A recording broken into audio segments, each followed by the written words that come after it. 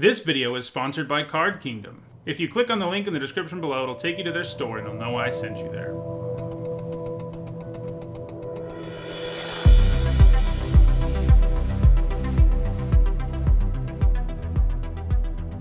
Hello everyone, I'm Nitsa Hone. So far this week I've reviewed every single card in Core Set 2020 for Limited, and as usual I'm following that up with a discussion of the format's archetypes. If you're looking for my thoughts on individual cards or discussion of the best cards in a vacuum, this isn't the place for that, but you can find videos on those topics on my YouTube channel. In this video, I instead focus on the various synergies that exist between the various colors and the kinds of decks you can build around them when you're drafting, and to a lesser extent when you play sealed. This time around, the archetypes are not focused around 10 two-color pairs, but instead around 5 three-color wedges. You will be able to build two-color decks, of course, but the signpost uncommons for every color pair have overlapping themes with other signpost uncommons. This format also has some pretty nice fixing, so going 3 colors won't be that difficult. I do want to say that this set seems considerably less synergistic than the last 3 sets we've seen, and while there are certainly archetypes and synergies within these 3-color wedges, most of the archetypes aren't so well supported that your deck will be overflowing with synergy, and you don't necessarily have to really build around each of these archetypes to find success in this format.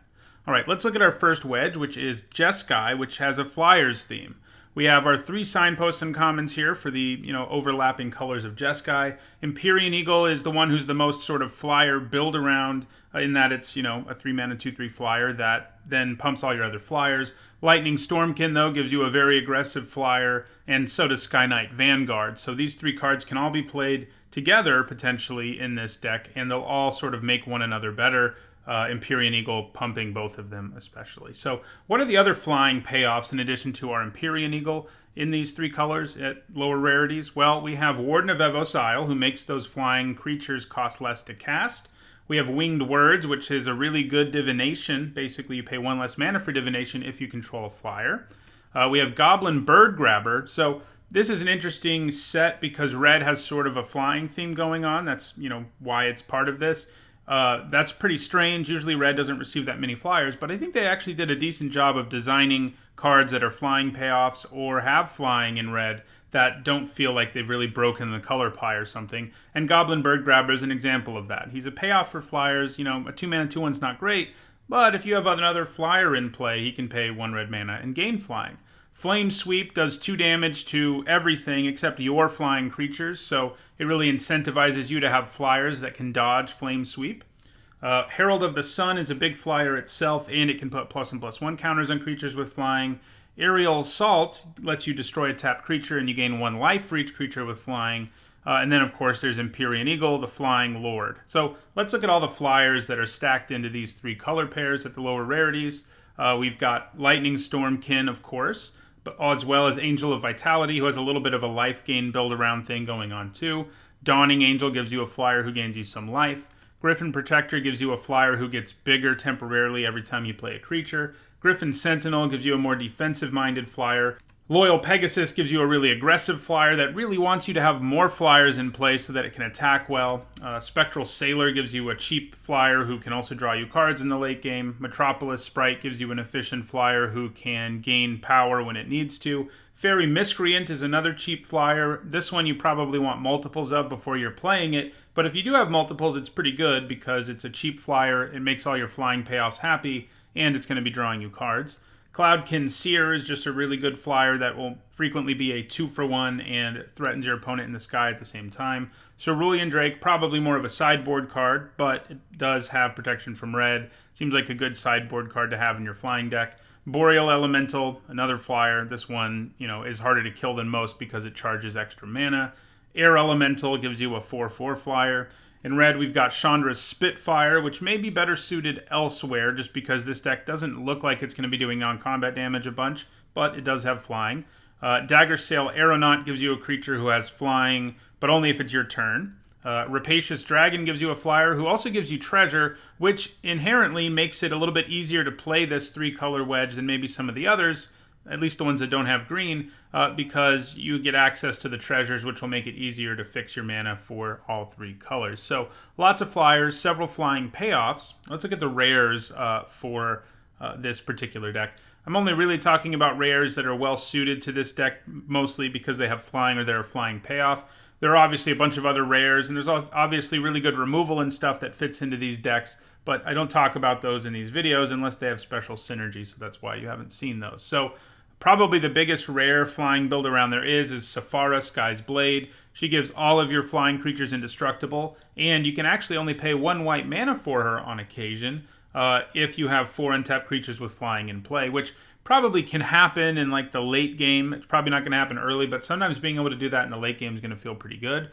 There's a Temsis, the All-Seeing, just a flying Sphinx who lets you draw extra cards. There's, of course, Cavalier of Gales, which is going to be good in any deck, but it does have flying. There's also Drakuseth, Maw of Flames. It's nice that all 3 of the legendary, iconic, rare cycle for these 3 colors all have flying, because that fits well with the deck. Mu Yanling can make flyers. She can also take away creatures that have flying. She can take away their flying, and you can actually use that kind of aggressively if you're the flying deck by, getting a flyer out of the way and letting all of yours attack. Dungeon Geists is a flyer that happens to also tap down an opposing creature and leave it tapped. And Hanged Executioner is a flyer that brings another flyer to the table, and it can also exile creatures.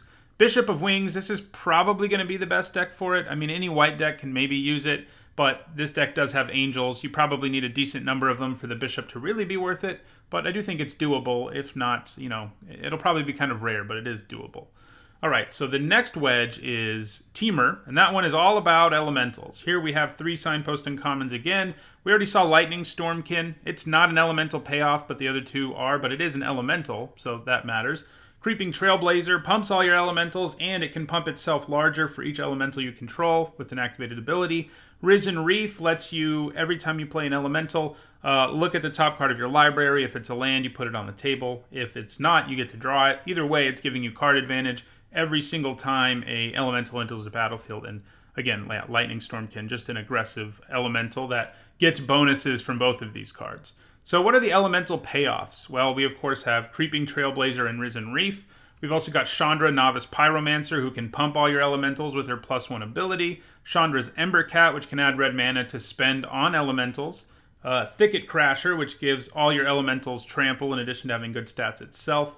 Overgrowth Elemental, which lets you put a +1/+1 counter onto another elemental when it comes into play. And when elementals die, it likes to get a +1/+1 counter. And Lavakin Brawler, which gets +1/+0 when it attacks for each elemental you control. So those are the elemental payoffs. You can see they're not a bunch of them, but there are enough of them, and especially with the 2 signposts and commons, that it's probably going to be worthwhile to draft an elemental deck. And, I mean, a lot of the creatures in these 3 colors just are elementals anyway, so it's not like you have to go out of your way to make it happen. But some of these payoffs are really strong. Chandra's going to be good in any deck. So, she's going to be something you're after no matter what you're doing. As long as you're in red, you can even splash her. But she is going to be extra good in this deck. So let's look at all the elementals in these 3 colors. You may notice, by the way, that the only blue payoff is Risen Reef. So for a lot of these wedges, 2 colors are more into whatever strategy that this wedge is about, and the third one is sort of more of a support color. And that's what we're seeing here. But let's look at all the elementals in these 3 colors. There are a lot in blue, like Air Elemental, Boreal Elemental we already saw, Frost Lynx, which lets you tap down an opposing creature, Yarok's Wave Crasher, which is probably going to be a little bit better in a deck that can abuse the enter the battlefield part of it, which this deck can do. I mean, you can bounce your Frost Lynx, for example, but it is still a 4-mana 4/4, and that's pretty nice. Cloudkin Seer we already saw, it's an elemental. Chandra's Spitfire we already saw, also an elemental. We've also got Fire Elemental, Mask of Immolation, which makes an elemental token, Scampering Scorcher, which makes 3 1/1 elemental tokens. Then in green, we've got Vorst Claw, who's just a huge elemental. Leafkin Druid, which helps you ramp. And Healer of the Glade, which gains you a little bit of life when it comes into play. So what rares are well suited for this elemental strategy? Well, we have Mu Yanling again. She makes a bird token that's also an elemental. Obviously, the sweetest elemental build around in the whole set is Omnath, Locus of the Royal, who just loves elementals being in play. He's really good without them, but with them, he's insane. He lets you do damage equal to the number of elementals you control, and every time you play a land, you get to put a +1/+1 counter on an elemental. That can include him, but it can also include other stuff. There's also Thunderkin Awakener, which can return elemental creatures from your graveyard to the battlefield when it attacks if that elemental has toughness less than Thunderkin Awakener's toughness. There are some combos you can do there, Scampering Scorcher being an example of that. That's not always going to come together, but this is obviously the place for it. It's the 3 colors where you have the most elementals. Chandra, Awakened Inferno, just like uncommon Chandra, she's good in any deck, but she's at her best here because she does damage to non-elemental creatures with her -3, meaning your creatures, many of them anyway, will be immune. There's also Icon of Ancestry. This is going to be the best deck for it. This is really the only 3-color combination that has a super tribal theme. And so if you name elementals with this, you get an Anthem effect, and you also get to potentially use the Mana Sink ability to draw extra elementals out of your deck. I think you probably need like 7 to 10 cards that make elemental tokens or are elementals for Icon of Ancestry to be worth it, but I don't think that's that far-fetched. I mean, we just saw all the elementals there are at lower rarities.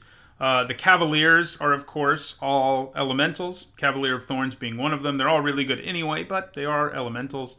Wake Root Elemental can turn your lands into elementals, and it's an elemental too. I do think its activated ability is really costly and difficult to make work, unless you're like closer to mono green, but it does make elementals, and it is an elemental. Cavalier of Gales and Cavalier of Flames, of course, both, all 3 of these Cavaliers are great cards in any deck, but they are elementals, so I decided to include them here. So Temur is about elementals. When you get the synergy going, that's what you're going to be after. I'm pretty interested in this 3-color pair. I like the flying one too, but I think Omnath, Locus of the Royal, might be one of the sweeter pack one, pick one situations in the format because he's just so powerful and he seems really fun to build around. All right, so now let's look at Abzan, where we have a go wide theme. In other words, you want to get as many creatures as you can in play, and you have various ways to take advantage of that fact.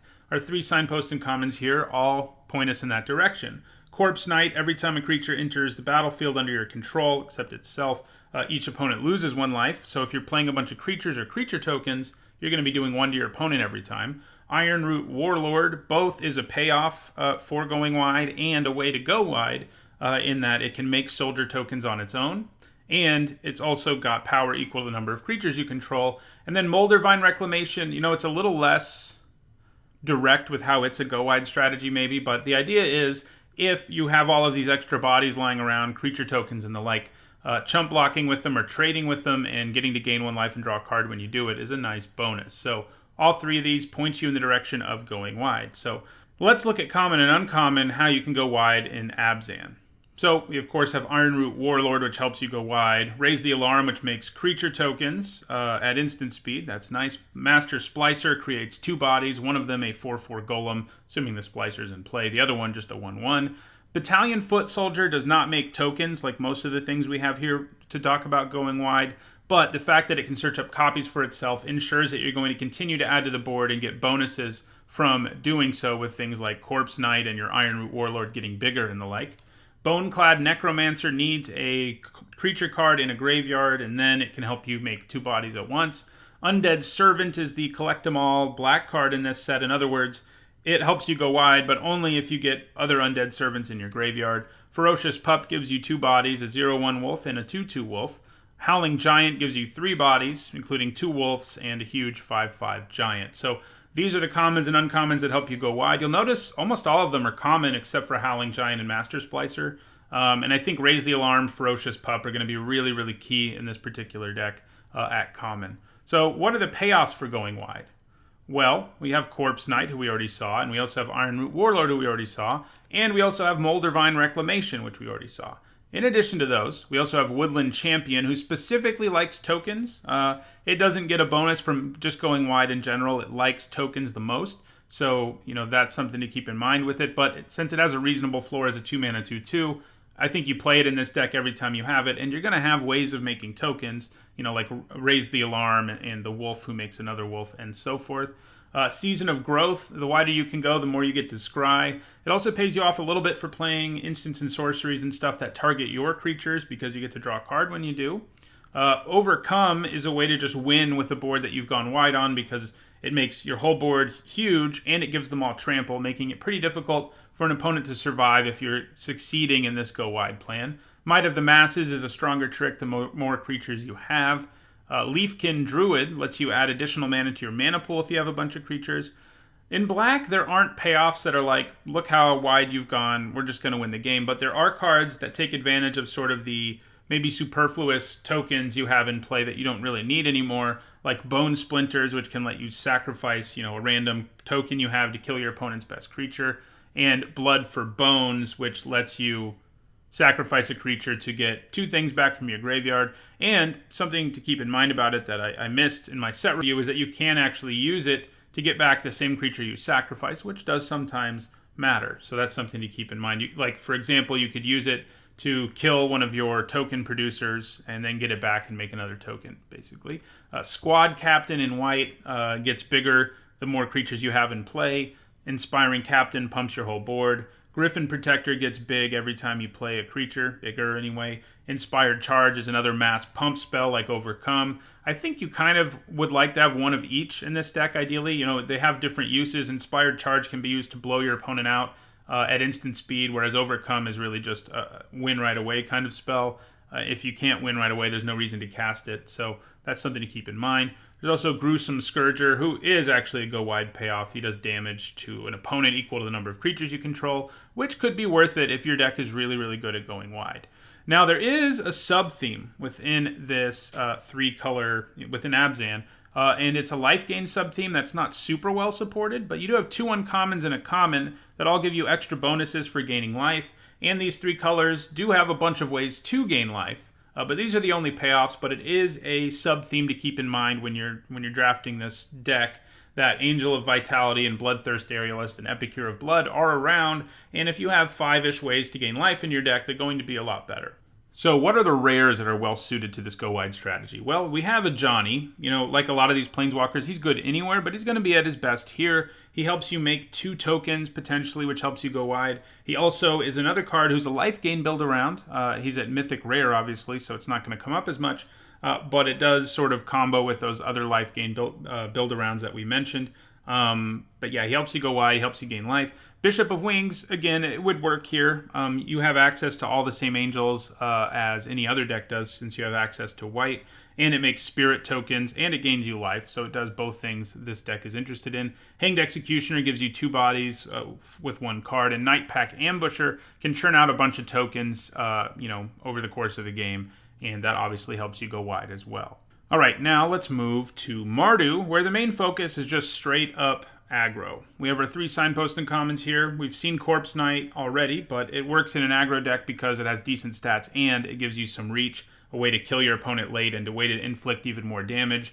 Ogre Siegebreaker gives you a way to get problem creatures out of the way because it can destroy damaged ones. And Sky Knight Vanguard actually helps you go wide too. It's kind of interesting. It's not part of sort of the go wide strategy. I mean, maybe you can pull off 4 colors. I don't know. That seems a little bit of a challenge, but it is a flyer who makes bodies. And actually, Sky Knight Vanguard, Ogre Siegebreaker, and Corpse Knight work pretty well together.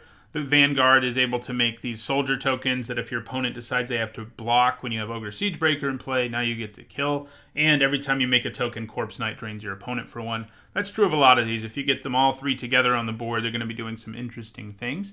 So, the other 3 archetypes we've already looked at have a little bit more cohesive, maybe even we could say interesting of strategies than straight up aggro. An aggro deck doesn't necessarily need any sort of payoffs like we've looked at so far. An aggro deck just needs to have a really good curve, a way to do a bunch of damage quickly. And so that's what we're going to look at here is the really aggressive creatures that I think are most well suited to this deck. Now, this isn't an exhaustive listing of every creature in this 3-color pair, but it's the ones that I think will be most at home in this deck, like Chandra's Spitfire. This deck has access to ways, many of them, to do non-combat damage, and that means Chandra's Spitfire is going to get big and be a really effective attacker. Ember Hauler is one of these ways to do non-combat damage, between being a 2-mana 2/2, providing you reach by doing damage to your opponent if you needed to, or killing a problem blocker. It's really going to like being in this deck. Scorch Spitter is like the exact kind of sort of aggro card that really the only place for it is an insanely aggressive deck, because if you're not in one of those, it's going to be pretty useless. It's just not going to do enough. But if you can get Scorch Spitter down and it gets in for 3 or 4 damage, that's going to go a long way in a deck like this that's just trying to do 20 as quickly as possible. So really, Scorch Spitter, this is probably the only home for it. Unchained Berserker gives you a 2-mana 3/1 attacker, which is always some nice stats for an attacker. Has protection from white too, which is nice. Fencing Ace gives you double strike, which means it really wants auras and combat tricks to be used on it, and we'll talk about those in a minute.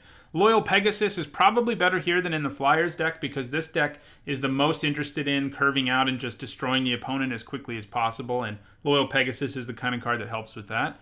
Moorland Inquisitor gives you a Grizzly Bear who can gain first strike. Steadfast Sentry gives you some nice aggressive stats, vigilance, and the ability to make a creature bigger, like your Fencing Ace. Black provides the least here in terms of really aggressive creatures. I think Blood Burglar is the only one who really falls into that group, so keep that in mind. Apostle of Purifying Light, and pretty much any other 2-drop is probably going to be worth running in this deck. So this kind of deck, I think, to be at its most successful, has to be a little crazy and take some insane risks with being aggressive. And that's usually the case with the most aggressive decks in most formats. And that means things that enhance your creatures that might make it so you get 2 for 1, but you kind of don't care because as long as you get a bunch of damage out of it, it doesn't matter, and you'll be able to kill your opponent somehow. So things like that are good. So cards that enhance your creatures are things like Ancestral Blade, which is actually really, really good as an aggressive creature too, because it's a 2-mana 2/2 essentially that leaves an equipment around if it ever dies, and that equipment can be moved anyway. But obviously that's good on putting on stuff like Fencing Ace and the like. Angelic Gift can give you a flyer, make one of your aggressive ground creatures a flyer, and it replaces itself. Gauntlets of Light I don't like very much, but, it is a way to enhance your creature, kind of, so I do have it here.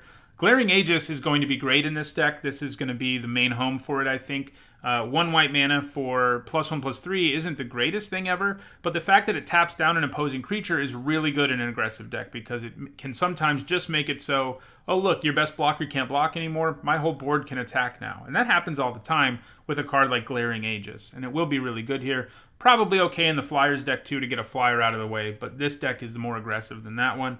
God's Willing gives one of your creatures protection. You can use this defensively to make it so a creature doesn't die to removal, but more likely in this deck you can use it aggressively to make it so one of your creatures can't be blocked all of a sudden and just win the game that way. Moment of Heroism gives a creature +2/+2 and lifelink. Maniacal Rage can sort of play 2 different roles. It can be used to just make a creature bigger, but it can also be used if you really need to get through for that last damage to make your opponent's creature unable to block. It will get bigger too, obviously, but it doesn't matter if you kill them on the spot. Uncaged Fury, this is probably the best home for this as well because it's the kind of trick that can win the game out of nowhere.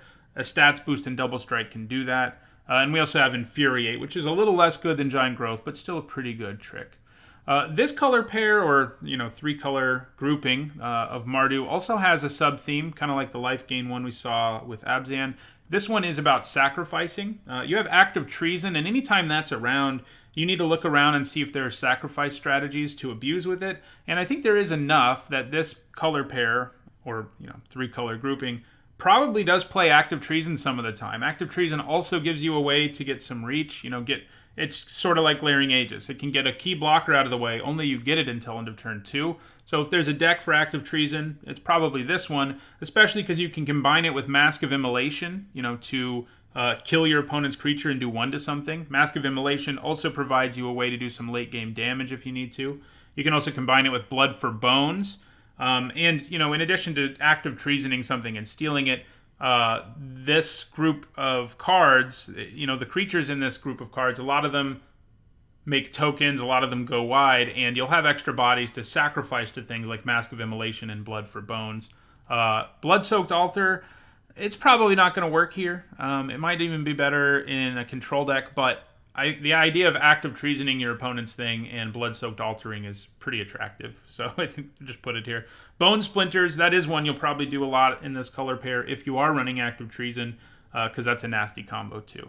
So what rares are well suited for this deck? Well, we have Glinthorn Buccaneer, an aggressive, hasty Minotaur who does 1 damage every time you discard a card, and he can loot, or rummage rather, on his own. Knight of the Ebon Legion, which gives you a super aggressive 1-drop who can get bigger as the game goes on. And you're going to be doing chunks of damage with this deck that make it bigger and sort of snowball for your opponent. Starfield Mystic gives you some payoffs for playing enchantments, and this deck is probably going to be the one that most wants them. And Rotting Regisaur just gives you a huge, somewhat risky creature who can just win the game quickly if your opponent can't deal with it. And the last 3-color wedge that's a supported archetype in this format is Sultai. It's probably the one that's sort of the least obviously like cohesive. It's an into the battlefield ability / control strategy. This will be the place where you draft the best control decks. You know, you can see that these three signpost uncommons don't quite just go together quite as easily as the other ones. Risen Reef does have an into the battlefield ability, so that's a thing. Tomebound Lich gives you a nice creature who can help you loot, which is something control decks want to do. And Moldervine Reclamation gains you life and draws you cards, which is something control decks want to do. So first, let's look at into the battlefield value cards. In other words, cards that let you get more than one trigger out of an into the battlefield ability. We've got Yarok's Wave Crasher, who lets you return a creature with an into the battlefield ability to your hand. Got Portal of Sanctuary, which is kind of a questionable card, I think, and it just seems like it has so much downside associated with it, but it does give you ways to repeatably use an into the battlefield ability, so it could end up being the backbone of this deck for all I know. Captivating Gyre, I mean, most of the time you're probably going to bounce 3 of your creatures of your opponents, but it can bounce anyone's creatures, so you can bounce 2 of theirs and 1 of yours to get an into the battlefield trigger again. Unholy Indenture isn't a card I love. You know, you can put it on your opponent's creature and steal it that way, but you're usually still 2 for 1ing yourself if that's what you're doing. But if you put it on your own guy with an into the battlefield ability and then you block with it, it does come back and you get it again. I'm kind of not planning on playing Unholy Indenture myself, but it does sort of fit into this strategy. Soul Salvage, you know, black doesn't usually have ways to bounce or blink things, and it doesn't here, but black does have ways to get creatures back from the graveyard who have powerful into the battlefield triggers with cards like Soul Salvage and Gravedigger, who itself has an into the battlefield trigger. Blood for Bones is a way to repeat an into the battlefield trigger all on its own. You can sacrifice 1 creature like your Gravedigger to it and then return your Gravedigger and you get the trigger again. And obviously, if you don't sacrifice and get back the same creature, you can get back 2 things with into the battlefield abilities, one of which directly to the battlefield, so that's pretty cool. So what into the battlefield abilities are you trying to take advantage of? Well, maybe Boneclad Necromancer sometimes, giving you an extra 2/2 every time you play it. Maybe Fathom Fleet Cutthroat, which gives you a way to kill things that have been dealt damage. Maybe Gravedigger, who we just saw. Maybe Yarok's Fen Lurker, who can go after your opponent's hand. Definitely Scholar of the Ages. I mean, this is the deck for Scholar of the Ages. This is the most slow, grindy deck in the format. And Scholar of the Ages, getting you back your powerful instants and sorceries from your graveyard is really good. So if you get to do that more than once, it's going to be amazing. Octoprophet, not the most exciting, but hey, Scry 2 is nice. Frostlinks helps you tap things down over and over again. Cloud Conceer draws you extra cards. Howling Giant gives you some extra wolves. Overgrowth Elemental. So this color pair does have an elemental theme. It is in one of the sort of elemental color pairs of blue-green. So there are elementals. You know, Frostlinks and Cloud Conceer are elementals. So is Yarok's Fen Lurker, actually. And Overgrowth Elemental can put counters on those. And you can repeat that ability potentially in this deck. Ferocious Pup gives you more than 1 wolf token. So that's how you can sort of grind out wins with into the battlefield abilities, but let's look at sort of the control-y elements that are in these 3 colors. Basically, we're going to look at cards that are better in the long game, and that's going to be better in this deck because this deck has the capability to make the game go long and then win. Things like Bone to Ash, which give you a 2-for-1, are the kind of things that just give you serious value. A lot of the best control stuff that we're looking at here gives you at least a 2-for-1, and that's the way to grind out a win. Unsummon actually gives you a way to bounce one of your own creatures for an into the battlefield ability if you really want to, but you can also use it effectively against an opponent using auras or who's using combat tricks, or you can just do it for tempo. Winged Words draws you cards. This deck may not have as many flyers as Blue, White, Red does, but it still has a lot of them because it's in blue. Soul Salvage, it's another card that grinds out a long win. It lets you get back a couple of things from your graveyard. It's a 2-for-1. Murder, just a really efficient removal spell. Any black deck wants it, of course, but you know this deck really wants it. It can get it back with various cards, and that's pretty sweet. Same thing with Disfigure. Agonizing Siphon, probably going to be most at home here. The more aggressive decks in this format that have black in them aren't going to be that interested in a clunky 4-mana sorcery like this. I mean, they'll play it if they have to, but I think in this deck it'll be at its best because gaining life means living longer, as does killing creatures, and you want to live long generally. Brightwood Tracker gives you a way to grind out card advantage as the game goes long. Gift of Paradise is probably most at home here because control decks are often splashing crazy bombs as win conditions or more removal from other colors, and Gift of Paradise helps with that. Also helps you just run 3 colors. Pulse of Marasa lets you get back a powerful card from your graveyard and gains you life at instant speed. Silverback Shaman, probably good in a lot of green decks, but here it's going to the 2-for-1 ability that it has is going to be big. And honestly, if you have enough removal and control going on, it can just be a win condition too. So I like that about him. So what rares are there that fit into this last wedge we're looking at? Well, the most obvious one is Yarok the Desecrated, who is a huge creature. I mean, I guess he's not that huge, but he's a 3/5 with Death Touch and Lifelink, and any triggered ability of anything that gets triggered by a creature or permanent entering the battlefield, you get a second trigger from. And that means, you'll get to use Risen Reefs into the battlefield trigger twice. If you play the 3-mana 2/1 flyer, you're going to get to draw 2 cards, etc.